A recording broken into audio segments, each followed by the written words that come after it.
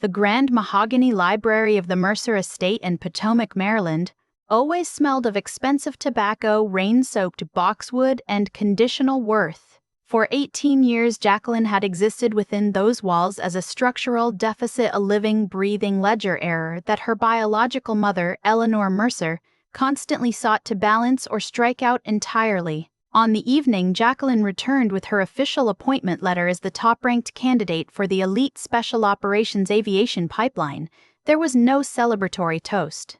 Eleanor sat in a high-backed velvet armchair, her silk blouse uncreased, her diamonds catching the flickering light of the hearth.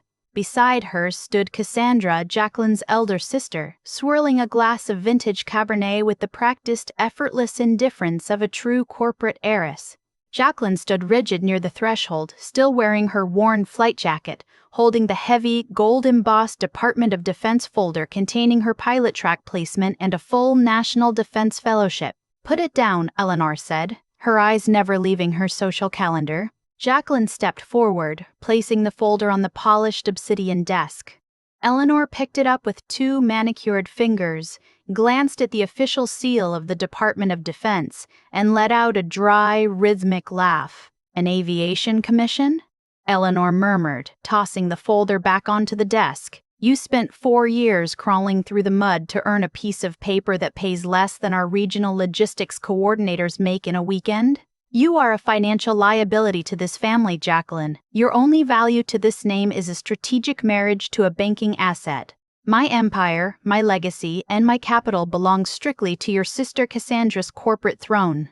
"I will not sign the marriage compact, Mother," Jacqueline replied, her voice low, even, and locked into a disciplined rhythm. "My commitment is to the flight line." Eleanor's face contorted into an icy mask of aristocratic rage. Without another word, she snatched Jacqueline's acceptance packet, leaned forward, and threw it directly into the roaring fireplace. The heavy bond paper caught instantly, the flames licking the official seal, curling the black budget fellowship into thin, unreadable strips of white and orange ash. "Then get out," Eleanor whispered over the crackle of the burning paper.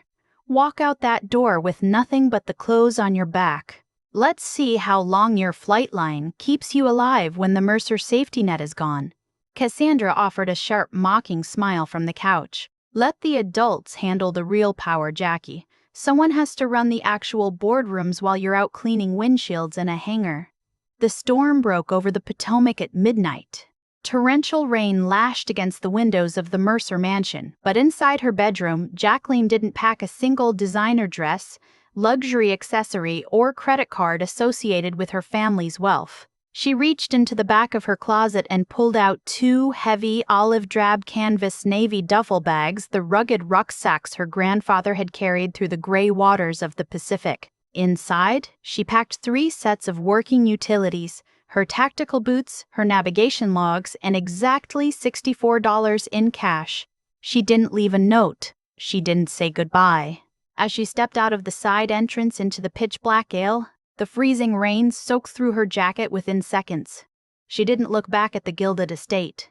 She marched down the long gravel driveway, the heavy canvas straps of the dual duffels digging deep into her shoulders like an iron promise. Eleanor believed that by burning the packet, she had systematically burned Jacqueline's future.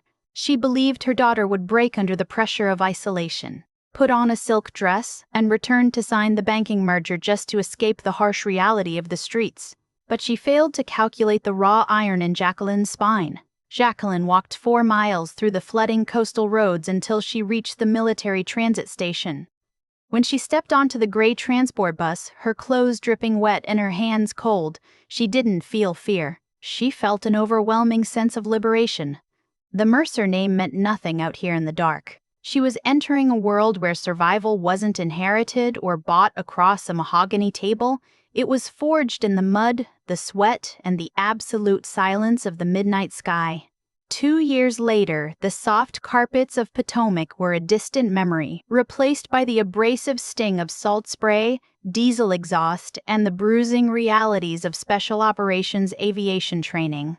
Now a qualified tactical pilot, Jacqueline lay flat on the metal deck of an austere airfield hangar, adjusting the hydraulic fuel lines on her heavy combat helicopter under the dim, restricted glow of a red tactical flashlight. Her skin was darkened by the elements, mapped with faint, jagged scars from flying aluminum fragments and freezing Arctic winds. The training pipeline for the military's Special Operations Air Support Command had been a living hell. She had survived grueling survival phases, isolation drills, and consecutive weeks of sleep deprivation where instructors tried to break every candidate's psychological core. They had washed out elite athletes and legacy officers, but they couldn't break Jacqueline. She had already survived Eleanor Mercer. "Flight lead, we have a tactical change." Her crew chief, Sergeant Miller, shouted over the roar of the rising wind, jogging up to the aircraft with a secure digital slate. "The regional command has locked down the transit corridors. We are ordered to conduct a complete blackout flight through the contested littoral passes. No radar altimeter, no external lighting, night vision goggles only." Jacqueline stood up, wiping the synthetic grease from her flight suit. The wind howling off the runway was freezing, carrying the sharp scent of aviation fuel and ionized air. "Pre-flight checklists are complete," Jacqueline commanded, her voice an unbreakable anchor. "Load the ordnance. We lift off in 5 mics." She climbed into the armored cockpit, her fingers moving across the instrument panel with fluid, instinctual precision. The multi-million-dollar aircraft roared to life, its rotor blades cutting through the pitch-black night. She didn't have her family's corporate security to protect her, but as she lifted the heavy aircraft into the coastal shadows, she knew she was exactly where she belonged.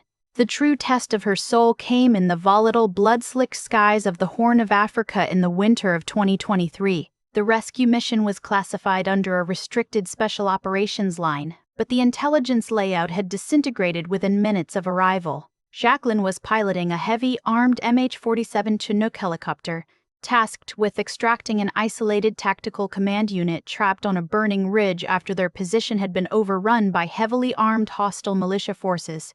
As her helicopter cleared the final mountain pass, the dark horizon exploded into a crisscrossing web of anti-aircraft fire. Tracers tore through the midnight air, lighting up the turbulent terrain in brilliant, deadly shades of green and red. A loud, catastrophic boom shook the airframe. A heavy-caliber round had slammed into the starboard side, punching a gaping hole through the aluminum fuselage and instantly igniting the secondary hydraulic reservoir. Black smoke poured into the cabin as the helicopter violently yawed, threatening to plunge into a fatal spin down into the jagged rocks below. "We lost hydraulic pressure on engine 2. Master caution is lighting up," Miller screamed over the intercom, his hands white on the primary controls as the aircraft shattered violently under the stress. "We have to abort Jacqueline. Tail rotor authority is degrading." Through the shattered ballistic glass, Jacqueline could see the ground team below. They were pinned behind a breached rock wall on the burning ridge, their ammunition depleted, flashes of enemy fire closing in on their perimeter from 3 sides. If she pulled back now to save her own aircraft, those operators would be dead before the sun rose. "Holds the collective," Jacqueline said, her voice dropping into an ice-cold rhythmic register that silenced the panic in the cockpit. "We are dropping the ramp. Get the crew-served weapons running." Using sheer aerodynamic skill and raw muscle, she counteracted the failing hydraulic controls by fighting the main rotor torque and the shifting mountain winds. She threw the heavy, burning helicopter through the anti-aircraft gauntlet, scraping the landing gear against the narrow, rocky ledge while her door gunners laid down a continuous wall of suppressive fire into the tree line. She held the unstable, smoking aircraft steady on the edge of the cliff for exactly 45 seconds, just long enough for the wounded team to scramble into the cargo bay before pulling maximum power and diving into the low-level darkness to escape oncoming missiles. 2 months later, inside a restricted basement briefing room at the Pentagon, a senior general pinned the Distinguished Service Cross, the nation's second-highest military decoration for valor, onto Jacqueline's uniform jacket. "Your performance in the Horn of Africa saved 8 lives, Captain," the general said quietly, closing the velvet presentation box. but because this operation fell under a classified black budget reconnaissance line managed through an NSA firewall, your official flight logs are locked away. On paper, you are conducting a routine logistics transfer. Understood, sir, Jacqueline replied, her posture rigid and correct. The public record doesn't matter. The team made it back. When she received her temporary shore assignment to the Washington Logistics and Readiness Sector, she returned to the capital region as a shadow. To her family, she was just an ordinary warehouse officer, a generic inventory specialist working out of a nondescript depot facility. The secured summit room on the executive floor of the Ritz-Carlton was designed to impose a sense of absolute vertical dominance. Perched high above the city, its sweeping floor-to-ceiling glass walls looked down upon a gray, fog-shrouded metropolitan skyline. Inside, the climate was controlled to a bone-chilling crispness, the air smelling faintly of expensive teak wood, heavy wool suits, and the metallic tang of legal warfare. At the massive, custom-cut mahogany table sat the executive core of the Mercer aerospace dynasty. Eleanor Mercer sat at the head, draped in a flawless cream-colored silk suit, her neck adorned with a strand of rare black pearls that gleamed under the recessed LED spotlights. To her left sat Thomas Vance, the stepfather whose aggressive lobbying firms and backroom political network had built an empire on unverified defense subcontracts and federal subsidies. To her right was Cassandra, Jacqueline's elder sister, radiating the clinical, toxic arrogance of a corporate heiress who had never had to sweat for a single dollar in her life. Sitting adjacent to them, adjusting the gold links on his tailored cuffs with a razor-thin smile, was Richard Lawson. He was a ruthless corporate litigator, a man who specialized in breaking contractual holdouts and executing hostile family liquidations. "She's late," Thomas muttered, checking his platinum Patek Philippe. "Typical military lack of discipline. She acts like her schedule in Washington actually carries weight." "Let her play her little power games, Thomas," Cassandra purred, swirling a glass of vintage Dom Perignon. "Our little Jackie is probably still trying to figure out how to park whatever government-issued eyesore she drove here. You can take the girl out of the grease bays, but you can't teach her how to navigate high society." Eleanor sighed, a theatrical display of maternal exhaustion. "I just hope she brought the title deeds. The Aerospace Procurement Board is reviewing our microchip integration tender by midnight. If we don't secure the Newport estate as collateral to stabilize our capital line, the creditors will start digging into our maritime logistics accounts." "Don't worry, Eleanor," Richard Lawson whispered smoothly, tapping a thick leather-bound folder on the table. "The paperwork is ready. By the time she realizes she's been checkmated, her digital signature will already be hard-coded into the transfer network." The heavy, soundproofed double doors of the summit room didn't just open. They felt as though they were breached by an unyielding operational force. The ambient chatter of the legal aides in the back of the room died instantly as Jacqueline stepped across the threshold. To prepare for this endgame, Jacqueline had stripped away her low-level civilian disguise. She wore her deep, midnight blue United States Army Class A dress uniform. The fabric was pressed to a razor-sharp, lethal perfection. Across her left breast, rows of vibrant ribbon decorations, commendation bars, and tactical deployment insignias formed a dense, formidable mosaic of a lifetime spent in theaters of war these civilians only read about in redacted briefings. But it was her footwear that drew the visceral whispered scoffs from Cassandra and Thomas. Instead of the mandatory high-heeled leather pumps expected at a high-stakes civil hearing, Jacqueline wore her combat boots. They were scuffed, weathered, heavy black leather, scarred by the gravel of foreign tarmacs and stained with a thick white crust of dried salt spray and frozen mud from a midnight flight she had just landed. Every step she took echoed with a heavy, unyielding thud against the polished floor of the Ritz-Carlton. She walked with a terrifyingly calm cadence, a lone dreadnought cutting through a sea of silken yachts. As she approached the center table, Cassandra's smirk faltered for a fraction of a second before hardening into a sneer. Thomas glared at her boots with visceral disgust, while Eleanor immediately masked her disdain with a look of practiced, tragic longing. Jacqueline stopped precisely 2 paces from the mahogany table. She didn't pull out a chair. She didn't offer a hand. She simply stood, her posture locked at absolute attention, her eyes completely devoid of warmth. "Sit down, Jacqueline," Thomas commanded, his voice low, gravelly, and dripping with corporate authority. "You're making a scene." Jacqueline remained standing, a statue of blue and iron. "I am on official military duty status until 2400. State your civil petition, Thomas." Richard Lawson chuckled, a dry, raspy sound that oozed professional arrogance as he leaned back in his leather executive chair. He opened the folder, running a gold fountain pen over the margins of the petition. "Still playing the stoic sentinel, I see," Lawson said smoothly, looking up at Jacqueline with a patronizing grin. "Let's cut the bureaucratic theatrics, Captain.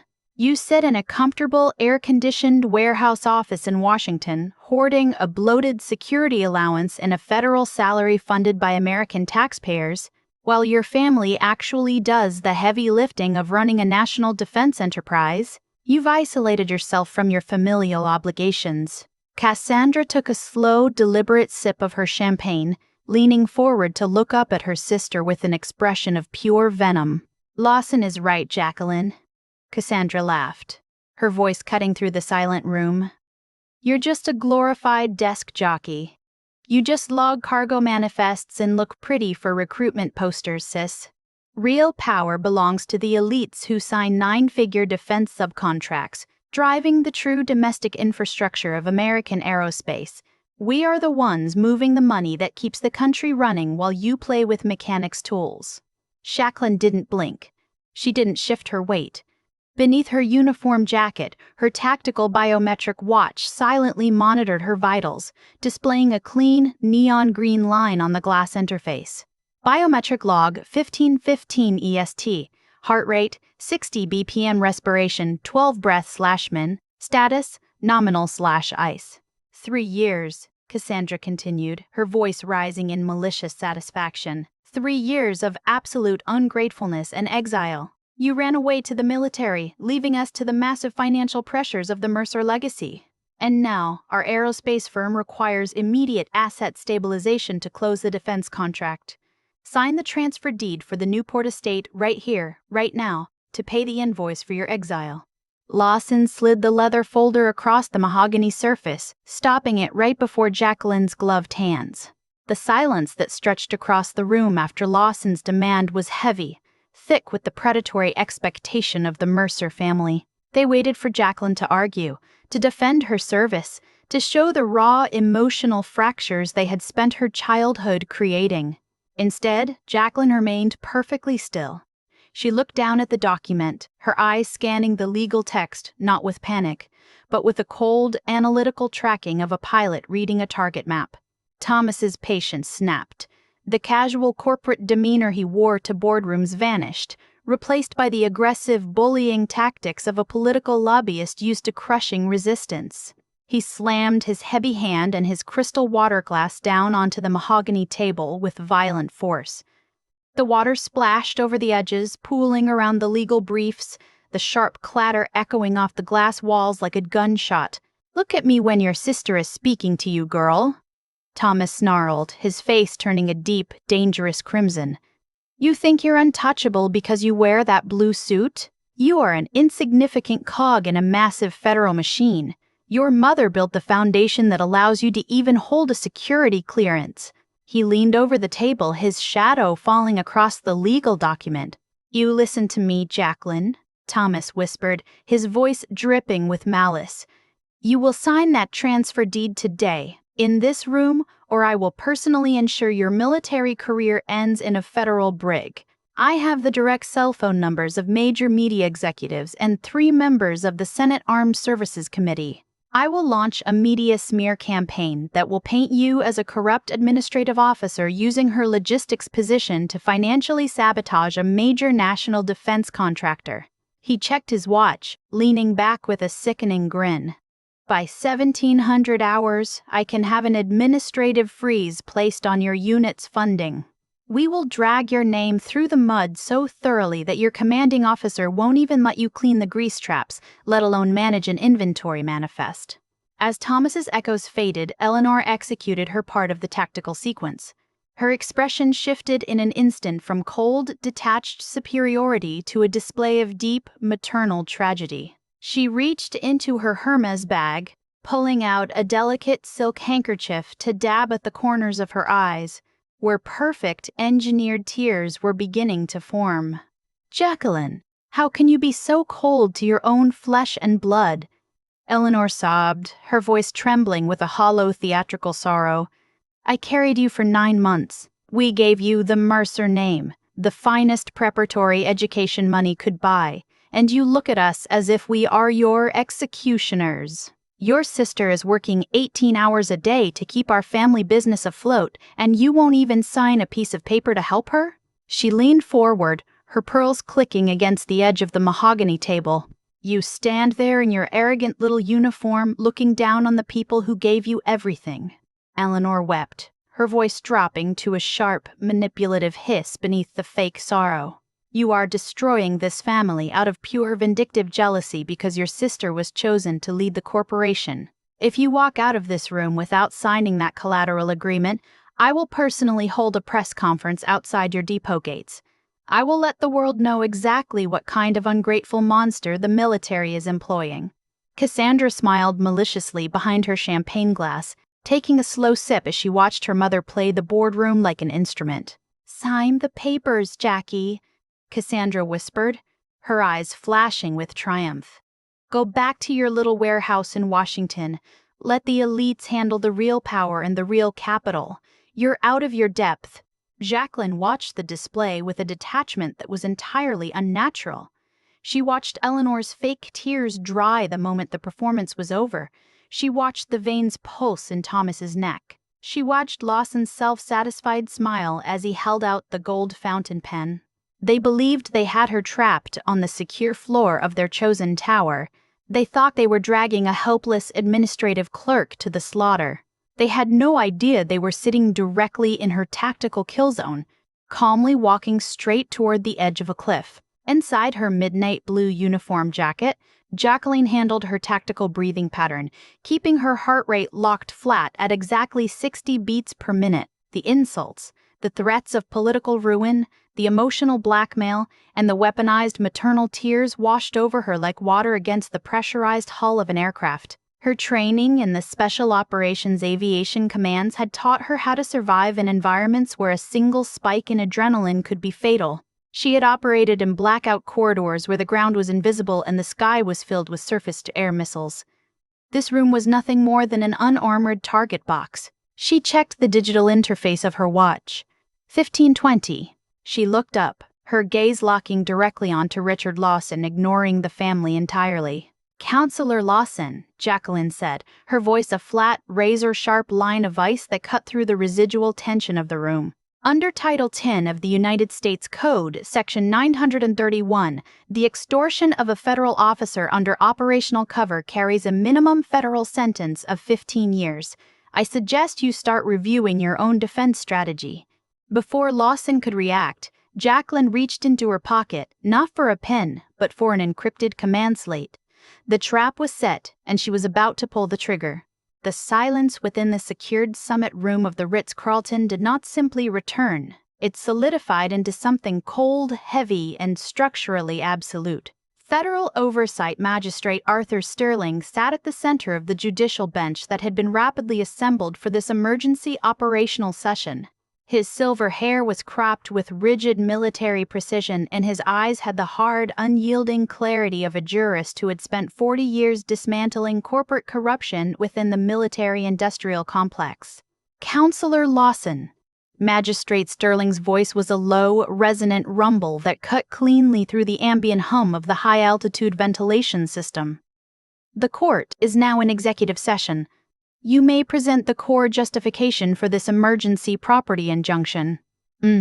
Richard Lawson stood smoothly, adjusting his gold cufflinks with the practiced ease of a predator. "Thank you, Your Honor. The petition is straightforward. Mercer Aerospace is currently executing a critical supply tender for the military's next-generation drone fleet. Captain Jacqueline Mercer, an administrative inventory officer working out of a naval depot facility in Washington, has deliberately frozen our logistical clearance files due to an internal family dispute.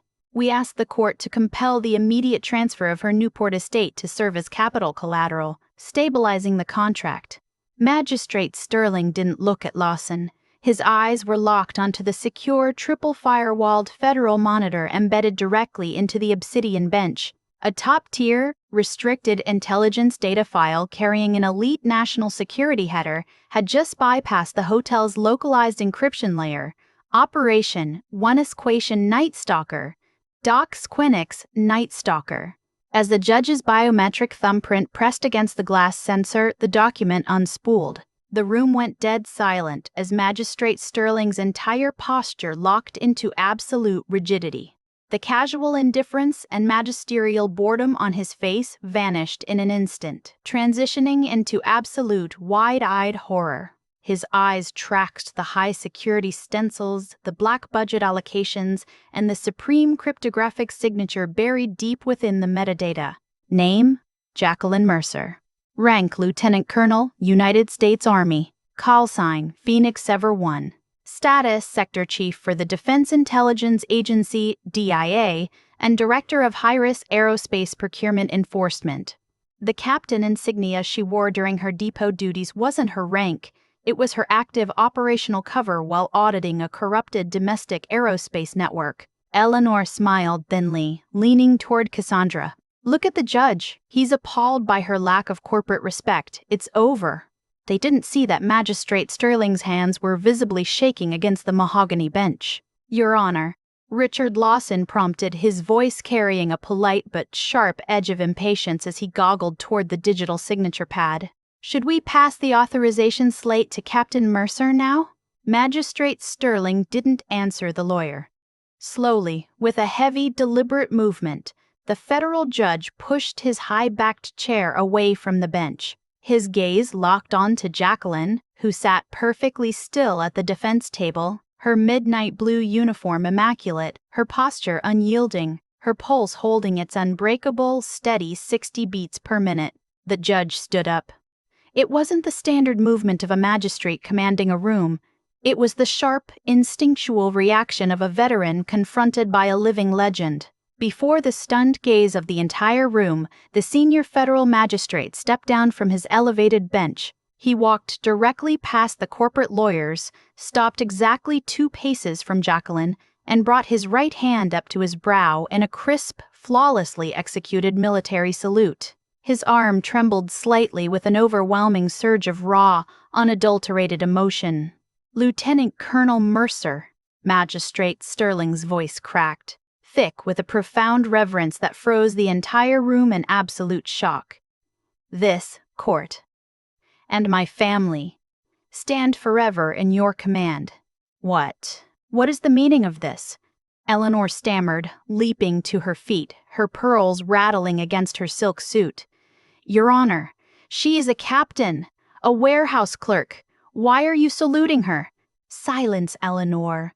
Magistrate Sterling roared, turning a gaze of pure fury upon the older woman. His voice echoed off the soundproofed walls like a thunderclap. You stand in the presence of the officer who commanded the blackout extraction in the Horn of Africa in 2023. You stand in front of Phoenix 01. Sterling turned back to Jacqueline, his eyes glistening. My youngest son, Captain Marcus Sterling, was the tactical team commander cut off on that burning ridge. They were marked as acceptable casualties. They were left to die by the regional command network under fire. It was this woman, this lieutenant colonel, who took a shattered, burning MH-47 Chinook helicopter through an active anti-aircraft missile defense screen, held the aircraft on a knife-edge cliff, and dragged my son out of the fire. The room fell into a terrifying, dead silence. Cassandra's mouth dropped open, her champagne-fueled arrogance evaporating instantly. Richard Lawson froze, his fountain pen hovering in the air, his legal mind frantically scrambling to calculate the sudden, catastrophic shift in jurisdictional power. At ease, Magistrate Sterling, Jacqueline said softly. Her voice wasn't loud, but it possessed a terrifying, absolute authority that commanded the room. Please resume your bench. The financial audit is ready to commence. The defense is ready to present the financial and criminal evidence regarding the plaintiff's systemic fraud, announced Major Harrison, Jacqueline's military legal representative, stepping forward and opening a military-grade secure laptop. To understand why the spine of Lieutenant Colonel Jacqueline Mercer was forged of pure steel, one must turn back the ledger to her earliest days in the Special Operations Aviation Command, ARSOAC pipeline at Fort Campbell, Kentucky. That place was not built for human beings. It was a meat grinder designed to pulverize aristocratic egos. Jacqueline had registered under a stripped-down profile. Officer Candidate Mercer. No family pedigree listed, no trust fund stipends from Potomac, and no protection calls from federal politicians. While other candidates, mostly veteran pilots from legacy fleets or sons of multi-star generals, received care packages stuffed with luxury supplements and encouraging letters from corporate boards, Jacqueline's mail slot remained empty for 18 grueling months. Mercer. Then First Sergeant Miller roared into the freezing Kentucky mud. You are crawling like a Potomac debutante on a Sunday stroll. You have 10 seconds to clear that low-wire obstacle, or I will personally sign your drop papers and send you to clean the grease traps at the motor pool.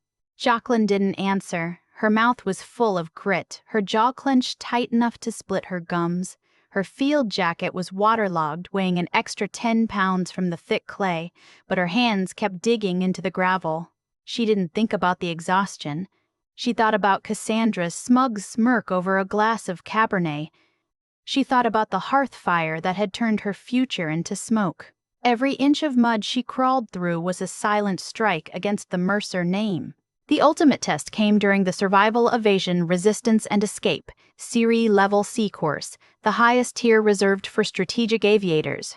In a concrete bunker designed to simulate an Eastern European black site, Jacqueline was locked inside a wooden box too small to stand or stretch in for 72 consecutive hours. The temperature was brought down to near freezing, and the intercoms blared high-frequency white noise to dismantle her psychological core.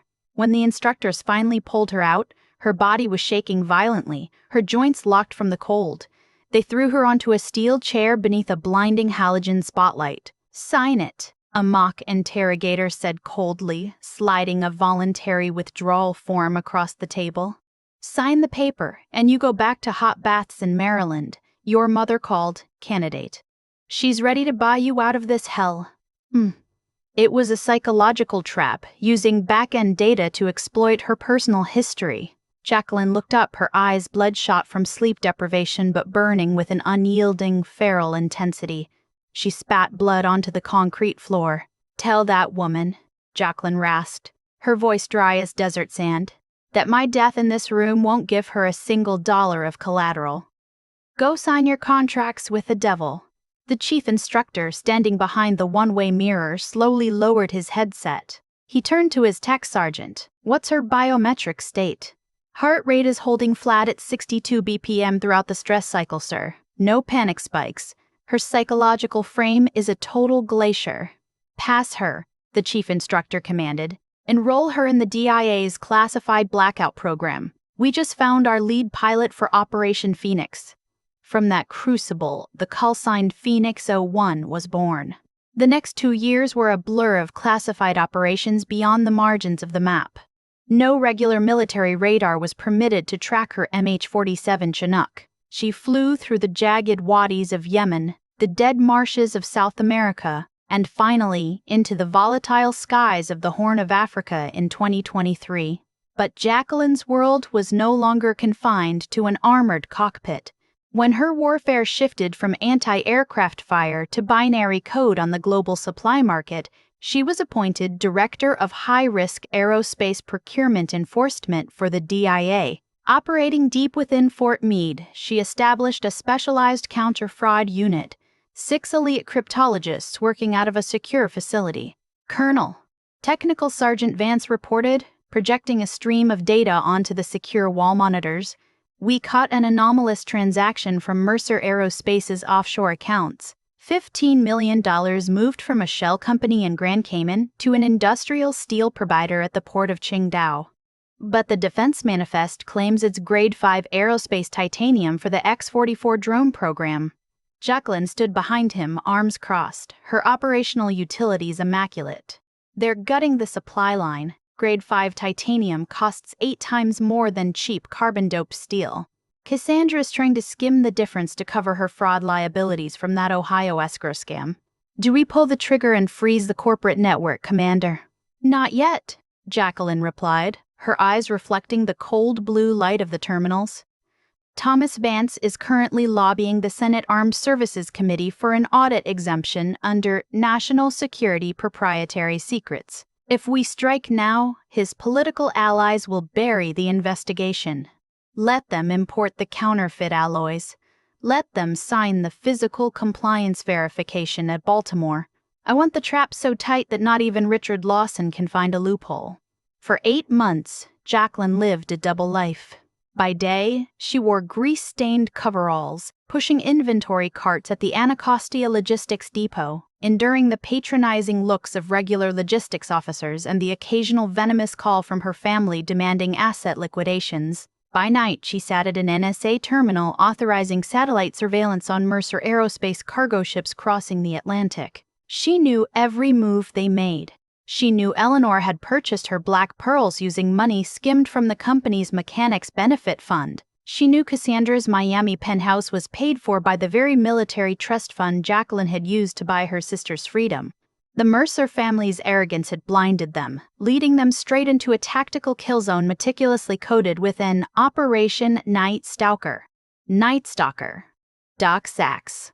On the afternoon of the emergency hearing at the Ritz-Carlton, the Washington, D.C. sky turned the color of bruised iron. Low, electrified storm clouds hung heavily over the Washington Monument, carrying the freezing moisture of a gale rolling off the Chesapeake Bay. Inside the secure summit room, the tension was palpable. 15 minutes before Jacqueline arrived, Thomas Vance was pacing the length of the imported New Zealand wool carpet, his Queba cigar unlit but clenched tightly between his teeth.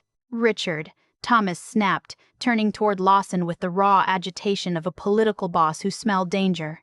Why hasn't the Pentagon Procurement Office responded regarding our billing extension?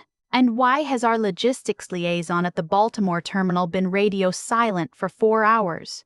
Lawson didn't look up from his encrypted tablet, his fingers adjusting the clauses of the asset transfer deed. You're overthinking this, Thomas. Baltimore is our territory. Our customs contacts have been paid out to greenlight those crates. The system freeze is just a routine federal server update. Your only job right now is to force that warehouse clerk daughter of yours to sign this Newport deed. We need that collateral on the ledger before 1700 hours to release the corporate credit lines. Eleanor Mercer sat silently at the head of the table, her hands clasped tightly, her diamond rings pressing into her skin. She looked out the panoramic windows as the first heavy drops of rain began to whip against the reinforced glass. I have a bad feeling about this, Thomas, Eleanor said, her voice unusually low, stripped of its aristocratic polish. Jacqueline has been far too quiet for 3 years. A girl who rebelled against this family, gave up her inheritance for a uniform, and she just accepts a low-level clerk job without a word. She even cleared my tax lien in 2020 without demanding a seat on the board. It doesn't fit her nature. Cassandra let out a sharp, mocking laugh that sounded like shattered glass. Mother, you're overestimating the brain of a girl who spends her life turning wrenches. She's quiet because she knows she's beaten. She realizes that without the Mercer name, she's a nobody in this town. And her paying your tax lien? That was just a pathetic attempt to buy her way back into your good graces. She wanted to prove she was useful so you'd invite her back to the dinner table. Today, we take what's ours. She'll sign. She has no choice. At that exact second, the heavy double doors broke open. As Jacqueline's combat boots struck the polished floor, Richard Lawson felt his pulse skip a beat. Gay was an expert at reading body language. He had gone toe-to-toe with Fortune 500 CEOs, hostile governors, and ruthless federal prosecutors. But Jacqueline did not walk in like a defendant or a broken child returning to face her masters. She walked in like a commanding general entering an occupied territory. Her midnight blue Class A dress uniform was tailored from specialized, high-density military worsted wool that framed her slender, athletic build like a scabbard around a blade. The rows of decorations on her left breast were undeniable proof of her survival. The silver star of the Distinguished Service Cross sat perfectly level at the center, its cold brilliance completely eclipsing the black pearl necklace around Eleanor's neck. When Thomas Vance slammed his hand down, threatening her with 3 members of the Senate Armed Services Committee, Jacqueline remained as unyielding as a mountain ridge. She looked directly into his eyes beneath the gold-braided peak of her officer's cap. There was no anger in her gaze, no emotional fracture, only a vast, terrifying silence. It was the same absolute silence an aviator experiences within the eye of a hurricane, where atmospheric pressure drops to zero and the world is swallowed by the steady hum of the engines. "Thomas," Jacqueline said, her voice cutting through the thunder, rattling the high-rise windows. "The 3 senators you just named, Senators Higgins, Martinez, and Vance, were isolated and detained for deposition by agents from the Government Accountability Office at 1400 hours this afternoon. Their campaign finance accounts linked to your lobbying firm have been frozen under a federal RICO warrant. You have no one left to call." The color drained instantly from Thomas Vance's face. He stumbled back a step, gripping the leather executive chair to steady his hands. The moment Magistrate Sterling stepped down from the bench to salute Jacqueline, the entire balance of power in the Ritz-Carlton Summit Room disintegrated. Major Harrison, Jacqueline's military prosecutor, gave the defense no time to breathe. He stepped to the center of the room, opened an armored carbon fiber case, and connected a hardware-encrypted drive to the room's high-definition projector network. To ensure the court understands the scope of this national security compromise, Major Harrison announced, his voice carrying the clinical detachment of a military auditor, "We will trace the direct logistics trail of shipment invoice USNA Volt 226 Downs." The massive screen illuminated with a real-time satellite track of the cargo vessel Oceanic Titan, a ship registered under a Mercer subsidiary. Defense subcontract, DoD ARO 992, required Mercer Aerospace to deliver 400 metric tons of certified Grade 5 titanium to Lockheed Martin's assembly facilities in Georgia. However, according to metallurgical core samples intercepted by DCIS at the Port of Baltimore 3 days ago, 85% of the shipment consists of scrap recycled carbon steel coated in an industrial titanium veneer using low-grade electrochemical deposition. Cassandra Mercer surged out of her chair, her face contorted with panic. "That is a lie. Our quality assurance files were fully certified by the Pentagon's Regional Compliance Office. The compliance manifests are signed by the chief sector engineer. Your chief engineer signed that compliance waiver in exchange for a $2 million offshore account in the Bahamas, Miss Mercer."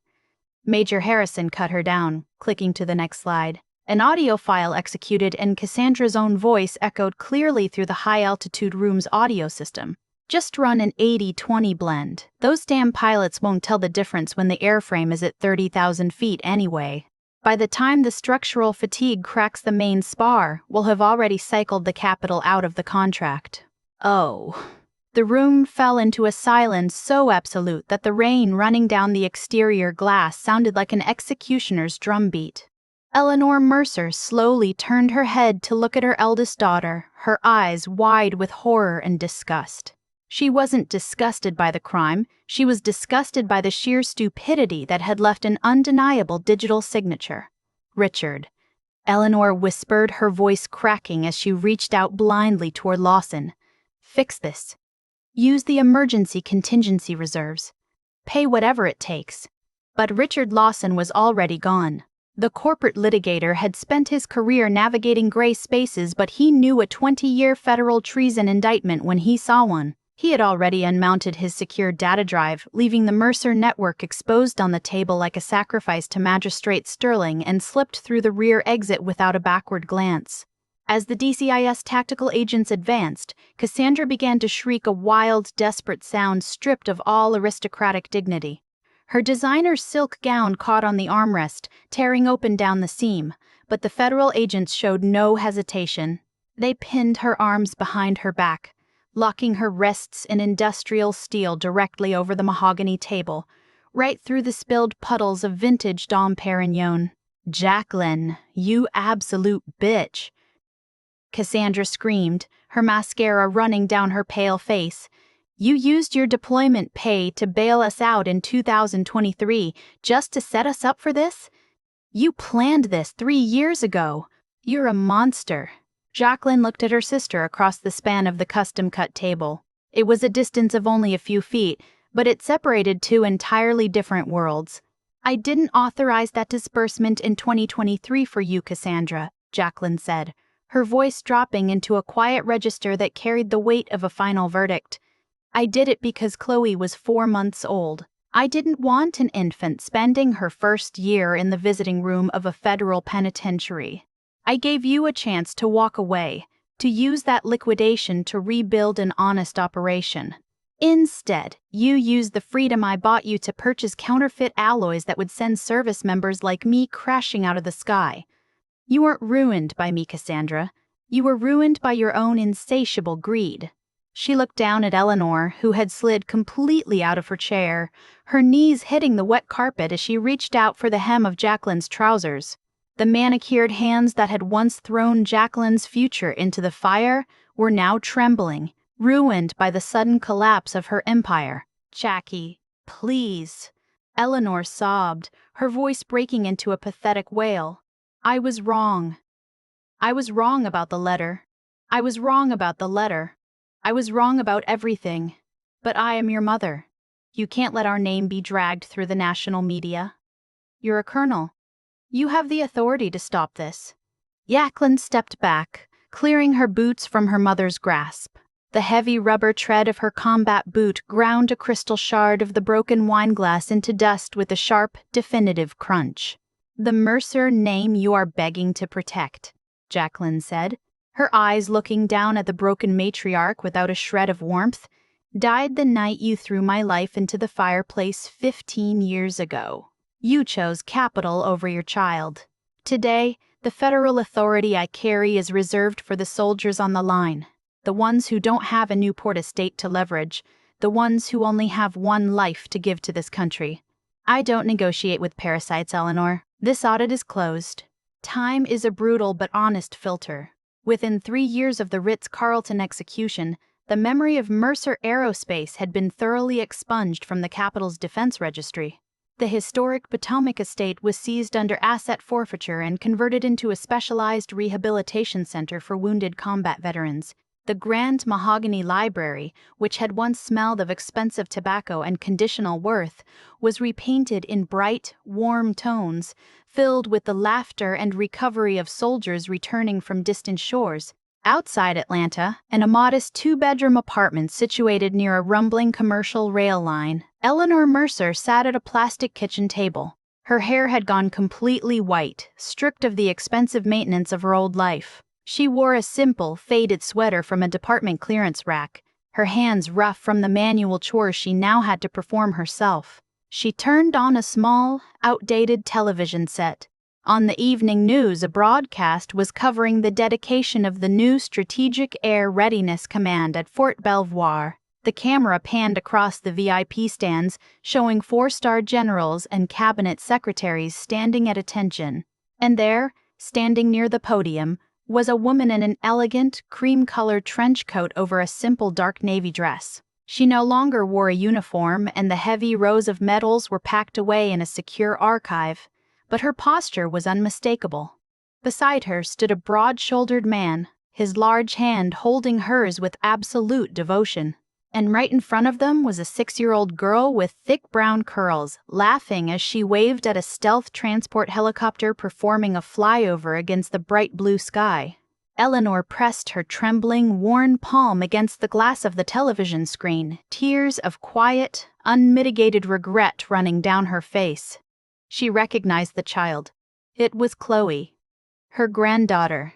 The little girl who should have been destroyed by Cassandra's criminal legacy was instead growing up in the light, insulated by the pure, unconditioned protection of the daughter she had cast out.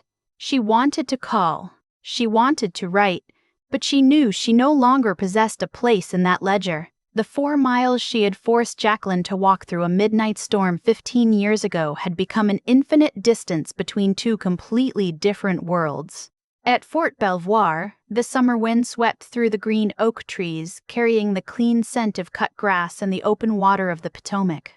Jacqueline held Chloe's hand as they walked down the wide marble steps of the museum pavilion. The 6-year-old skipped along the concrete, her small backpack bobbing up and down with every step. "Auntie Jackie," Chloe said, looking up with bright, intelligent eyes. "Are we going to get ice cream at Uncle Daniel's station now?" "We sure are, kiddo," Daniel said, stepping up from behind and lifting Chloe effortlessly onto his shoulders. He turned his gaze to his wife, his eyes reflecting a deep, permanent understanding. "You doing all right, Colonel?"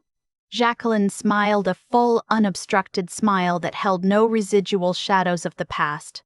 She reached down, unfastening her grandfather's mechanical watch from her wrist. Looking at the sweeping second hand, the gears moved in perfect, uninterrupted rhythm, tracking the time of a life entirely her own. She placed her bare hand flat against her left breast. Beneath the fabric of her coat, her heart beat with a slow, natural, and powerful cadence. Exactly 60 beats per minute. This pulse was no longer the result of a tactical breathing lock designed to survive an anti-aircraft gauntlet or an emotional assault from her mother. It was the heartbeat of a woman who had systematically balanced her own ledger, pulled an innocent child from the wreckage of a corrupted legacy, and stood firmly on her own ground. She climbed into the passenger seat beside Daniel, pulling Chloe's small hand into her lap. As the car pulled out of the pavilion gates, heading toward the highway under the golden warmth of the late afternoon sun, the shadow of the stealth helicopter inside the museum glass faded into the distance. Lieutenant Colonel Jacqueline Mercer Phoenix, 01, had finally completed her flight. The storm was entirely over, the sky ahead was wide open, and she was finally, beautifully home. With a single keystroke, the Federal Projector Network was activated, vaporizing the family's performance with iron-clad financial data illuminating the dim room in a cold blue light. Let the record show, the military prosecutor spoke with rhythmic, devastating clarity that the narrative of Jacqueline Mercer being an ungrateful, broke liability to the Mercer legacy is a carefully fabricated corporate myth used to psychologically leverage her assets. The first document flashed on the screen. Internal Revenue Return, Notice of Levy and Tax Lien 2020. In October of 2020, the prosecutor stated, pointing to the encrypted data fields, Mercer Aerospace faced a catastrophic federal tax evasion charge. Eleanor Mercer's personal assets were under a complete federal asset forfeiture freeze, which would have bankrupted the family empire before it began. The individual who saved her from a very public arrest was not her business partners, nor her eldest daughter Cassandra. It was Jacqueline Mercer. The screen zoomed in on a wire transfer originating from a specialized military banking institution. Lieutenant Colonel Mercer quietly routed $50,000 of her deployment hazard pay earned while flying through classified blackout corridors in active combat zones to clear her mother's tax lien. She paid the debt. She lifted the freeze, and she never said a word, allowing Eleanor to believe it was a banking error. Eleanor's face drained of color. She looked at the screen, her lips trembling.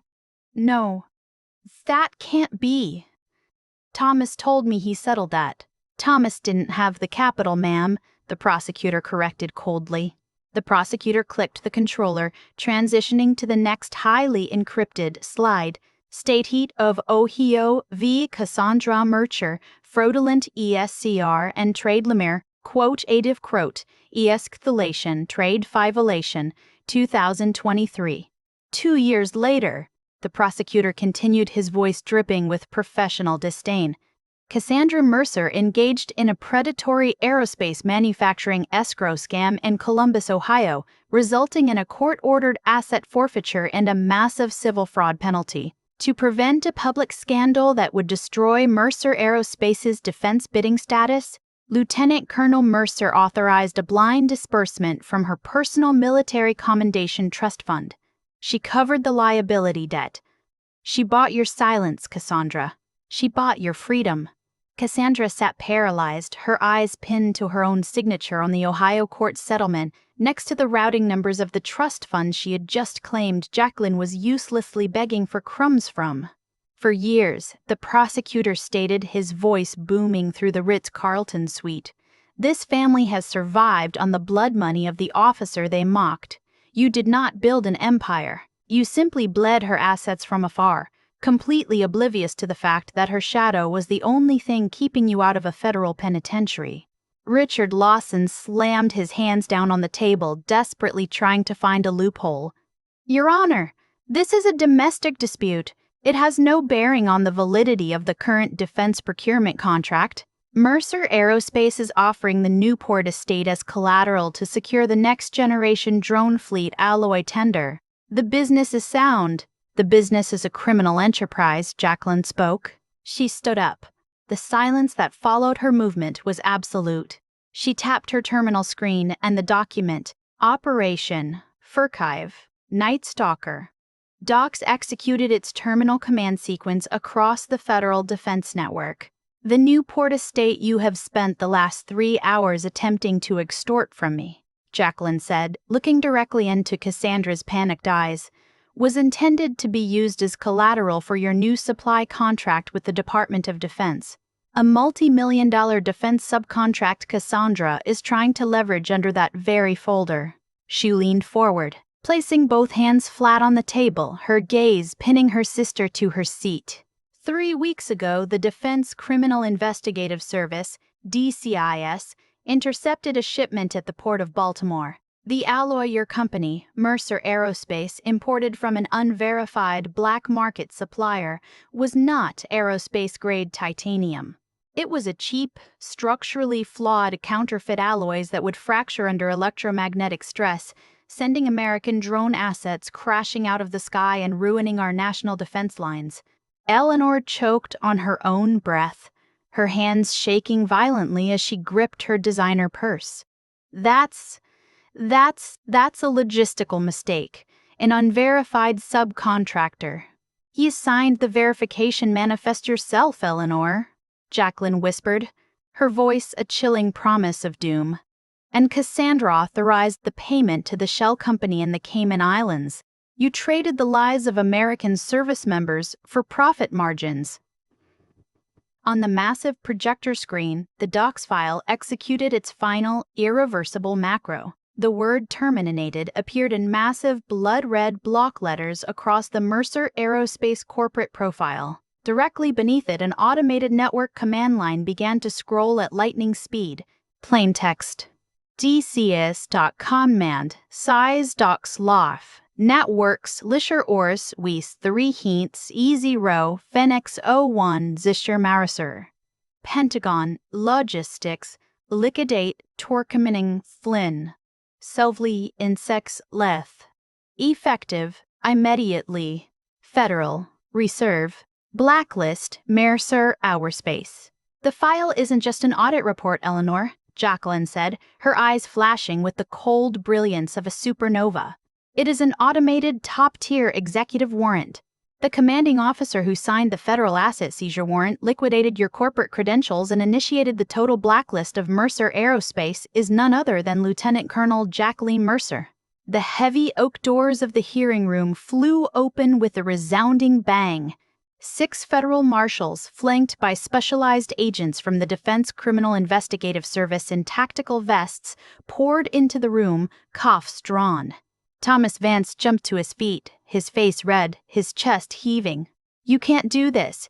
I have contacts on the Senate Armed Services Committee. 1 phone call and I'll have your ranks stripped."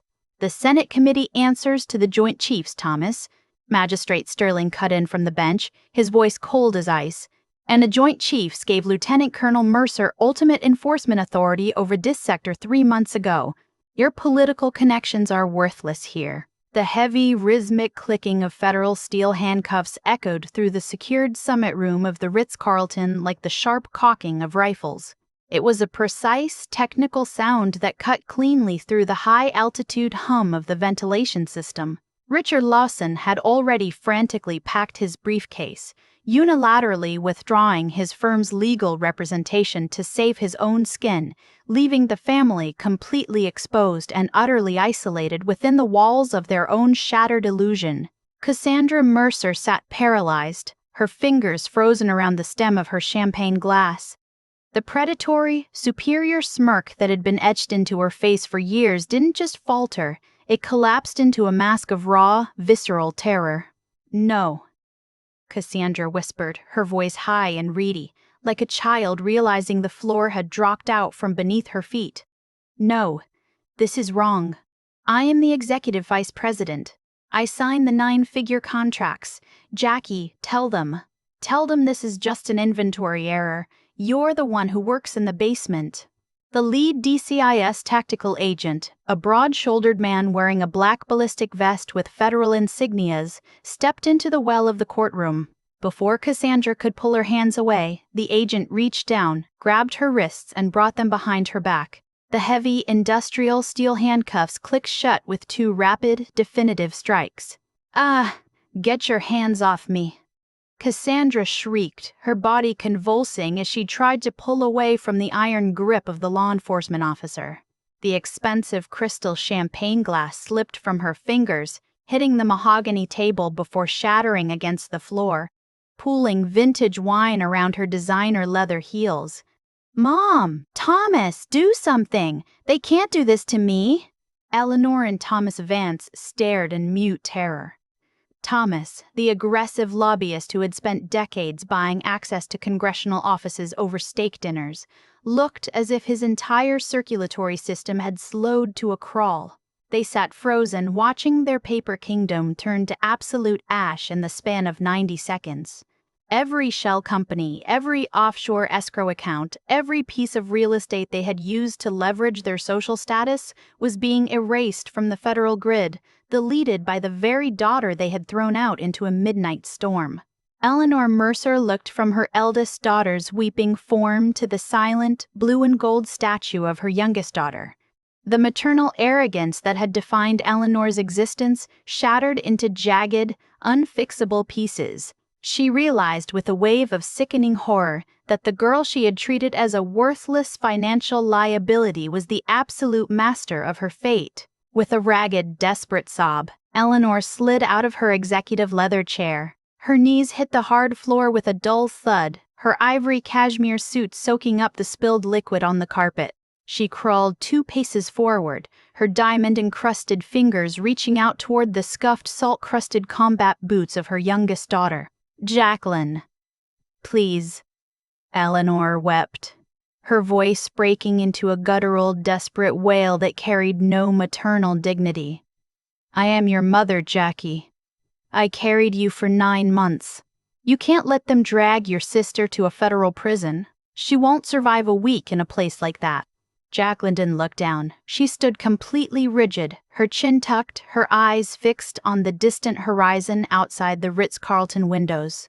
Her tactical watch silently hummed against her wrist, the neon green line showing a flat, unbroken 60 beats per minute. "Jacqueline, listen to me," Eleanor pleaded, her hands trembling as she tried to grasp the hem of the midnight blue uniform trousers. "Just make one call. Use your intelligence clearances. Call the Pentagon. Tell them there was a technical glitch. We will sell the Newport estate and give you every single dollar of the capital. You can have the entire throne, sweetie. Just fix this family misunderstanding." The silence that followed stretched across the secured room until even Cassandra stopped screaming. Slowly, deliberately, Jacqueline reached up with her gloved left hand. She adjusted the alignment of her officer's cap, the gold-braided eagle and lightning bolts glinting under the recessed lights of the summit room. The shadow of the peak fell directly across her eyes, turning them into cold, dark pools of obsidian. She looked down her nose at the parasites kneeling in the spilled wine. "When I was wounded in action in 2018, Jacqueline said, her voice dropping into a low, terrifyingly calm register that resonated through the sterile room like iron grinding against stone. The hospital tracking system in Germany flagged an incoming emergency communication from Potomac. The trauma doctors thought it was a family member calling to check on my survival status. Do you remember what that communication was, Eleanor? Eleanor shifted uncomfortably on her knees, her eyes darting away, her silence an absolute confession of her guilt. It wasn't a call from a mother, Jacqueline whispered, her eyes narrowing into cold slits of steel. It was a formal legal demand from your corporate attorney, authorized by your signature. You were demanding that I execute an emergency power of attorney transfer for my grandfather's trust fund because you were worried my potential death would freeze the family's secondary line of credit with the bank. I was bleeding through my dressings on the steel table in Germany, and your only corporate concern was how to monetize my corpse before rigor mortis set in. Eleanor choked on her own breath, her hands falling away from Jacqueline's boots. We were facing a liquidity crisis, Jackie. You spent that specific trust money to buy a summer property in Aspen, Eleanor, Jacqueline said, her voice dropping all military protocol, exposing the raw, unyielding edge of a commander who had balanced the ledger. For years, you have viewed my service as an inconvenience, a joke, and an asset to be plundered whenever your corporate margins fell short. I don't negotiate with traitors or corporate parasites, Eleanor. The final audit has arrived. The invoice for your arrogance has come due, and the federal government doesn't accept payment plans. Live with your choices. Jacqueline turned her back on them. The movement was sharp, disciplined, and entirely final.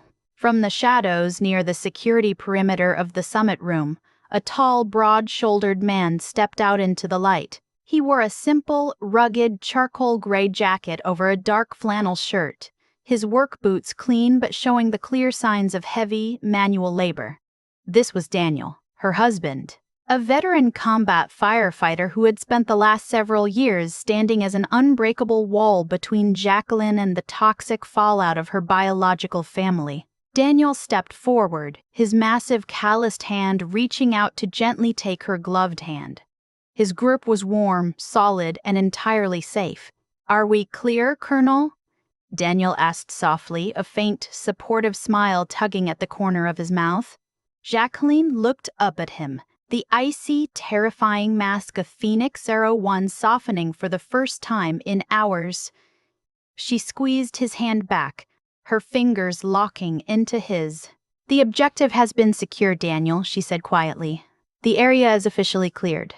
Together, hand in hand, they walked out of the high-security hearing room and into the main corridor of the Ritz-Carlton. The surrounding crowd of high society elites parted before them like the Red Sea, their previous whispers of mockery turned into a silent, terrified reverence. They stepped out of the luxury hotel lobby and into the crisp, cold night air of the city. The rain had stopped, leaving the asphalt slick and reflective under the amber glow of the streetlights. Jacqueline took a deep, clean breath of the night air. The heavy weight of her family's expectations had vanished. She was no longer running through a blackout corridor. She had cleared the peaks and the horizon ahead was completely wide open. The fallout from the execution of the warrant was swift, brutal, and entirely public. Within 48 hours, the federal government systematically froze every asset associated with Mercer Aerospace. The prestigious Newport estate was seized by the United States Marshal Service and scheduled for a highly publicized federal auction to pay off millions in outstanding procurement fines. For Eleanor, the isolation was total. Because she had signed numerous corporate indemnity waivers, she wasn't directly criminally indicted, but she was left completely destitute. The corporate credit cards were deactivated, the luxury vehicles repossessed, and her high society friends vanished overnight. She was forced to move into a small, rented apartment on the bleak outskirts of Atlanta, funded only by a minimal state pension, a broken parasite whose host had finally walked away into the light. Inside a federal correctional institution, Cassandra Mercer sat in a stark gray prison uniform, her designer life a distant, agonizing memory. 3 years passed. The name Mercer Aerospace had been completely scrubbed from the National Defense Registry. In the green, rolling hills of Fort Belvoir, Virginia, the morning sun broke through the coastal clouds, illuminating the massive, sweeping steel and glass architecture of the National Museum of the United States Army. Walking through the central gallery, completely detached from the uniform and the metrics of military command, was Jacqueline. She wore an elegant, tailored, cream-colored trench coat over a simple dark navy dress. her long hair pinned up in a casual, sophisticated style.